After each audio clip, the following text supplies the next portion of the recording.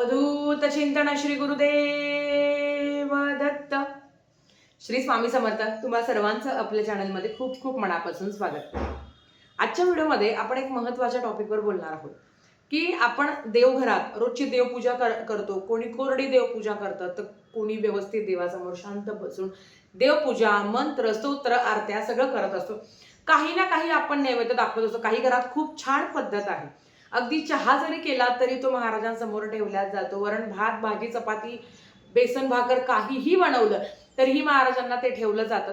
त्याच्याच बरोबर प्रत्येक घरात आपण बघत असतो किंवा माझ्याही देवघरात तुम्ही बघता की एक तांब्याचा तांब्या आपण भरून ठेवतो. त्याचा काय फायदा आहे? आता हे पाणी भरून ठेवल्यावर ते काय करायचं या संदर्भातली सविस्तर माहिती आज आपण बघणार आहोत. तर चला व्हिडिओला सुरुवात करूया.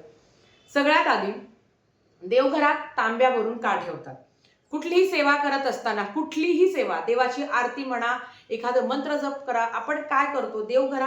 देवघरासमोर बसल्यावर, आसन टाकून बसल्यावर काय करतो? आधी दिवा लावतो, बरोबर? दिवा लावल्यानंतरच आपण सेवेला सुरुवात करतो, कारण कुठलीही सेवा ही अग्निदेवतेच्या साक्षीने केली जाते. आणि आता घरात आपण प्रत्येकाच्या घरात हा मंगल कलशाची स्थापना केलेली आहे. प्रत्येक जणाने मंगल कलश हा भरूनच ठेवलेला आहे. पण त्याच्याबरोबर आपण खडी साखरेचा नैवेद्य दाखवत असतो आणि पाणी भरून ठेवतो. आता ते पाणी का भरून ठेवतो त्याचं कारण सांगते. सगळ्यात आधी तर आपण जेव्हा असं म्हणतात की जेव्हा आपण अग्निदेवतेच्या साक्षीने सेवा करत असतो ना, त्याच्याबरोबर एक पाण्याचा छोटासा कलश भरून ठेवायचा असतो, जो हा आहे. आता हा चांदीचा आहे, मग लगेच तुम्ही चांदीचा घ्यावा असता कुठलाही अट्टहास नाही. तर तुम्ही असंच घ्यावं असं पण काही नाही. छोटंसं फुलपात्र असतं ना, ज्याला आमच्याकडे फुलपात्र म्हणतात, छोटंसं स्टीलचं असतं, किंवा अगदी छोटासा ग्लास, स्टीलचा ग्लास, तांब्याचा ग्लास, चांदीचा ग्लास, जे तुमच्याकडे उपलब्ध आहे ते. पण मात्र हे देवघरासमोर भरून ठेवायचं. याची कारणं पण तुम्हाला सांगते. आता हा चांदीचा आहे, पण तुम्ही पण लगेच चांदीचा आणायचा असं अजिबात नाही आहे. तुम्ही तांब्याचा छोटासा घेऊ शकता. आता ज्यांच्याकडे ग्लास आहे ना, किंवा ज्यांच्याकडे तांब्याचा असा छोटासा तांब्या आहे, साईज थोडीशी मोठी असली तरी चालेल, हा उघडा ठेवू नये म्हणून तो असा ठेवला जातो. बाकी काही नाही आहे. म्हणजे हे पण पाहिजे असं काही नाही आहे, पण उघडा ठेवू नये म्हणून तो असा ठेवला जातो. बऱ्याच वेळा काही घरात, असा आमच्या घरात पण नियम आहे की देवाची पूजा झाली की थोडंसं तीर्थ म्हणून ते प्राशन करतात. आता हे तुम्हाला मी नंतर सांगेलच, म्हणून हे असं ठेवलं जातं. नसेल तर छोटासा घरातला ग्लास घ्या, व्यवस्थित स्वच्छ धुतलेला, तो देवासाठीच ठेवावा. तुमच्याकडे जर मांसाहार केला जात असेल तर नवीन छोटासा 20-25 रुपयाचा ग्लास आपल्याला मिळतो, तो आणायचा, त्याच्यावर झाकण कुठलंही ठेवायचं. हे समजलं? आता हे कसं ठेवायचं, हे कुठे ठेवायचं आणि हे का ठेवायचं? आता का ठेवायचं ते तुम्हाला सांगते. सगळ्यात आधी जी आपण दररोज, असं कोणीच नाहीये, प्रत्येकाच्या घरात रोज आरती होत असेल, एखादं मंत्र स्तोत्र म्हणत असेल, काही घरात पारायण चालू आहे, काही घरात छान छान प्रत्येक जण आपापल्या परीने सेवा करत आहे. ज्याला जसं जमेल त्या पद्धतीने ती सेवा करत आहे. हे जे पाणी ना, एक तुम्हाला माहिती आहे की पाणी सगळ्या प्रकारची सकारात्मकता ऊर्जा शोषून घेत असते. पाण्यामध्ये अट्रॅक्शन पॉवर खूप आहे, ज्याला आपण लॉ ऑफ अट्रॅक्शन म्हणतो. कितीही काही म्हणा, ते पटकन आपल्यामध्ये, काहीही सांगा त्या पाण्याला तुम्ही, काही पण अफर्मेशन, म्हणजे तुम्ही काही पण प्रेमाने बोला त्या पाण्यासोबत, त्या पाण्याकडे बघून की माझ्याकडे असं आहे, हे ते, आणि ते पाणी पिल्याने ती सगळ्या सकारात्मक ऊर्जा आपल्यामध्ये येतात असं म्हटलं गेलं आहे. एखाद्या जवळपास जरी गेलो आपण आणि म्हटले बाई ते पाणी बरं का, मला खूप भीती वाटते, किंवा बाई मी जाईल का काय वाहून, असं म्हटल्यावर त्या पाण्याला आपली आस लागते. लहानपणी हे वाक्य बराच वेळा ऐकले, बाई असं काही बोलू नको, तू पाण्याच्या ठिकाणी चांगली, जरा नीट राह. पाणी जेवढं जीवनासाठी चांगलं आहे तेवढं ते थोडंसं घातक पण आहे. कारण आपण बघत असतो की अशा ठिकाणी गेल्यावर वाहून जाणं हे प्रकार बऱ्याच वेळा घडतात. म्हणून असं काही बोलू पण नाही असं घरी सांगितलेलं असतं. तर हेच ते पाणी जे आपल्याला, आपण देवासमोर जेव्हा रोज नित्य सेवा करत असतो, मंत्र, स्तोत्र, आरत्या, पारायण करत असतो, त्या सगळ्यातून आहे ना, परमेश्वराकडनं एक सात्विक ऊर्जा आपल्यापर्यंत येत असते आणि ते सगळं शोषून घेण्याचं काम हे पाणी करत असतं. आपल्या घरातली आवडतीचं ठिकाण काय असेल, जिथे मन शांत होतं, जिथे काहीच करू वाटत नाही आपल्याला, कितीही चलबिचल चालू असेल, तिथे गेल्यावर शांत वाटतं, ते देवघरच आहे. भले ते तुम्ही टांगलेलं असेल किंवा देवाची फोटो जरी असेल तरी तिथे गेल्यावर छान वाटतं आपल्याला, कारण तेवढी पॉझिटिव्हिटी असते. आपण जेव्हा मंत्र, स्तोत्र, आरत्या, पारायण पठण करत असतो ना, तेव्हा ह्या पाण्यामध्ये ते सगळी सात्विक ऊर्जा एकवटलेली असते.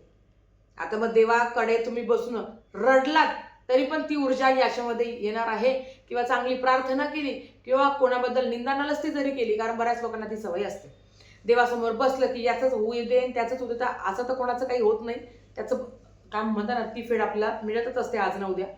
चांगला विचार केला तर परमेश्वर चांगलंच देत असतो, कोणाबद्दलही वाईट कधी परमेश्वराने दिलं नाही, कधी मागू पण नाही. म्हणून जेव्हा देवासमोर बसतो, एक सात्विक ऊर्जा आपल्यापर्यंत येते, आपण ज्या काही सेवा करत होतो ती सगळी याच्यात साचलेली असते. तर हे पाणी अमृतासमान आहे. आणि खरं बघायला गेलं तर आपण जेव्हा अगरबत्ती आहे किंवा धूप आहे त्याच्यातून पण जो काही सुगंध येत असतो, ज्या काही सेवा तुम्ही करत असताना ती सगळी पॉझिटिव्हिटी याच्यात साचलेली असते. म्हणून हे पाणी महत्वाचं आहे. आज माझी सकाळी 8:30-9ला माझी देवपूजा झाली. देवपूजा झाल्यावर मी पाणी भरून ठेवलं. हे दिवसभर पाणी मी तसंच ठेवणार. दुसऱ्या दिवशी देवपूजा जेव्हा मी करते, हे पाणी मी काय करणार, थोडं थोडं घरातल्यांना देणार, बाकीचं संपूर्ण घरात थोडं थोडं थोडं शिंपडणार.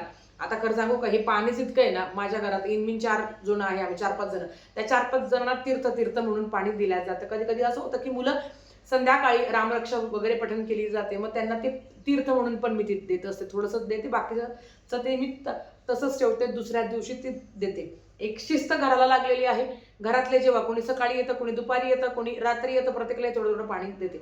उरलेलं पाणी आहे टॉयलेट बाथरूम सोडून प्रत्येक घरात मी शिंपडत असते. आता हे करून तुम्ही करोडपती व्हाल, तुम्हाला खूप पैसा मिळेल असं अजिबात म्हणायचं नाही, पण तुम्हाला मी एवढी शाश्वती देते की जे कोणी हे करतं ना त्याला खूप छान अनुभव येतो. एक मनात पॉझिटिव्हिटी येते, घरातलं वातावरण चांगलं राहतं, घरातले लेकरं बाळं चांगले राहतं, आणि ते सगळ्यात महत्त्वाचं आहे. आपल्या डोक्यात हेच असतं की माझ्या घरातली, माझे सासू सासरे, माझा नवरा, माझे लेकरं, माझे आई वडील, माझी जवळपासची लोक, आणि खरं तर हे संपूर्ण सृष्टी, ज्यांना ज्यांना प्रार्थनेची गरज आहे त्यांच्या सगळ्यांचं चांगलं होते, हेच प्रत्येकाचा हेतू असतो आणि प्रत्येकजण हीच प्रार्थना करत असतो. तर आपल्यामध्ये खूप निगेटिव्हिटी आहे, तुमच्यापासून माझ्यापर्यंत सगळ्यांमध्ये ती निगेटिव्हिटी आहे. पण जेव्हा ही सेवा तुम्ही करताना रोज पाणी भरायचं का, तर हो, रोज पाणी भरा. मासिक धर्म आल्यावर ते 4 दिवस तसंच पाणी ठेवा, काहीच हरकत नाही. नंतर तुम्ही ते प्राशन करू शकता. सुतक विटाळा ना 13-14 दिवसाचं पाणी, खरं तर पाणी कधीच खराब होत नाही. 13-14 दिवसाचं पाणी आहे, तेही तुम्हाला वाटतं तर तुम्ही प्राशन करू शकता.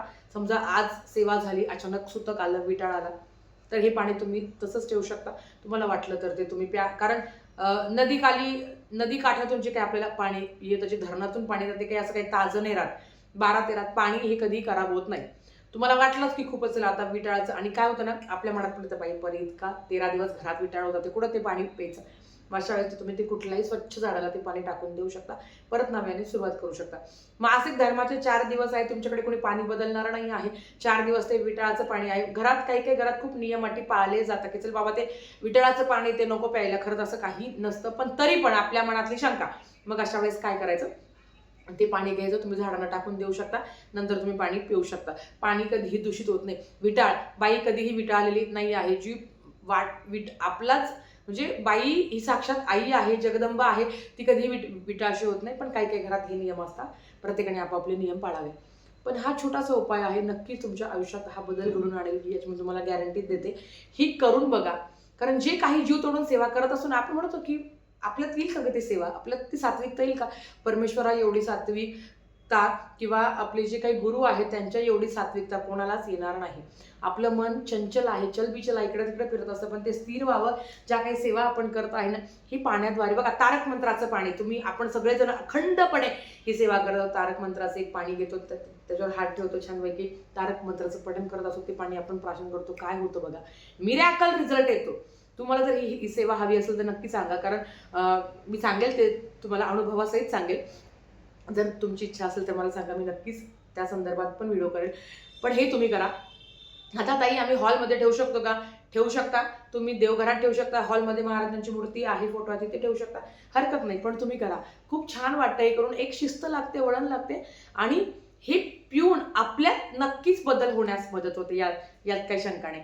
झालेली सेवा स्वामींच्या चरणी मी रुजू करते. आणि आजचा व्हिडिओ इथेच थांबवते. आवडला असेल तर लाईक शेअर सबस्क्राईब करा. भेटूया परत अशाच एक नवीन व्हिडिओसोबत. तोपर्यंत श्री स्वामी समर्थ.